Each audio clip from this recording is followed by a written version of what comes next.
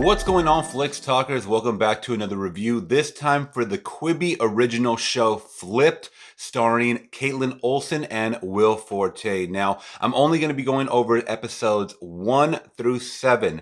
Once again, this is spoiler. I know I don't really do spoilers at all whatsoever, so it'll be in the title. I'm saying it now. You have been forewarned. The Quibi original show Flipped. I will be talking about episodes 1 through 7. Now, Monday, we did get the launch of Quibi. I believe it was April 6th, 2020, and they dropped 3 episodes on not only their show, but all the programming they have on Quibi. So this was one of the 3 that I did check out, and I am hooked, guys. So this one is a comedy, a dark comedy, crime as well. So I'm going to go over just pretty much what we saw in episodes 1 through 7, because it is now Saturday, and they are not going to continue the new episodes until the following Monday. So I thought it'd be cool that we talk episodes 1 through 7 and just our thoughts on it. So if you guys don't already know, Quibi is the direct to your phone right now, if you guys are watching on your phone or tablet,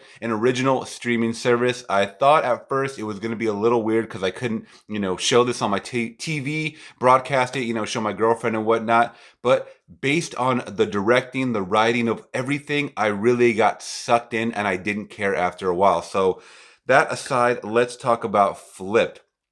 Now, the first thing I loved about Flip, guys, is the tagline between Jan and Cricket, which is Will Forte and Kaitlin Olson. It's Flip it and gone with Cricket and Jan. Now, I absolutely love the callback of Kaitlin Olson's character from Sweet D, Deandra, in It's Always Sunny in Philadelphia. You guys know there's a character named Cricket. I caught that Easter egg immediately. I thought it was great. I mean, maybe it wasn't intentional, but that's what I got from it. I thought they work amazing as this couple who's just really, in the first episode, we do get to see them lose their jobs as they feel like they know more than everybody. And in a sense, they kind of do. It's just that their current job situation is not a perfect fit for them. Their true passion lies in interior decorating. And it's an awesome, kind of combo pack. Will Forte's character as Jan is very, very flamboyant. So it was really cool to kind of see him, because I do think he's an actor that is very, very underutilized. Not underrated. People know how excellent he is, but underutilized in the sense that I can see him more in Hollywood, bigger pictures, but they're not giving a chance to him or something. I don't know what's going on, but, I could see him in the Jason Bateman, vein up there with the Ed Helms type of movies, but I'm not seeing it too much.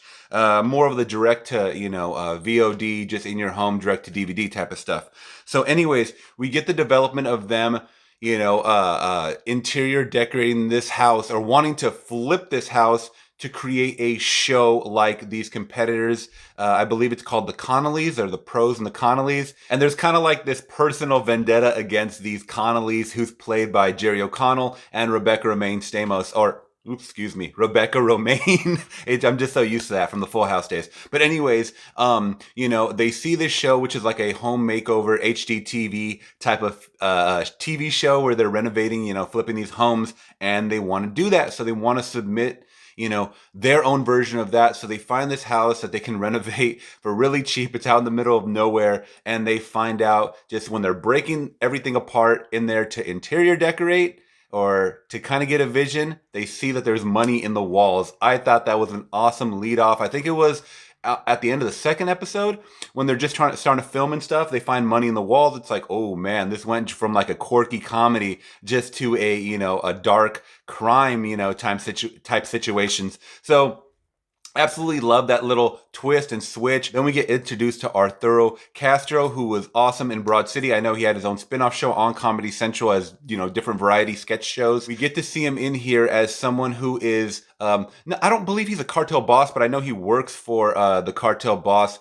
of Andy Garcia, who we see later on. But he, instead of killing him, he realizes that he can utilize them to interior decorate his own house. So we get to see that, and we get to see kind of this launch party at his house, kind of a revamping of his bachelor Playboy pad. Then we do get to see Andy Garcia's character, who plays Romaldo, as well as Eva Longoria's character, who is also an interior decorator. So Arturo's character ends up passing off them to Andy Garcia to revamp his like Scarface mansion. And that's kind of where we lead off, is kind of them attempting to get the vision, because they are ultimately setting up kind of a clash, a beef between Eva Longoria and Kaitlin Olson's character. And I thought it was really, really cool. And you get to see Jan and Andy Garcia just kind of talking about their true passions. And we get to see Andy Garcia's true passion is, you know, playing guitar, making music. And his wife, I forgot to say it was his wife, Eva Longoria's character, is not happy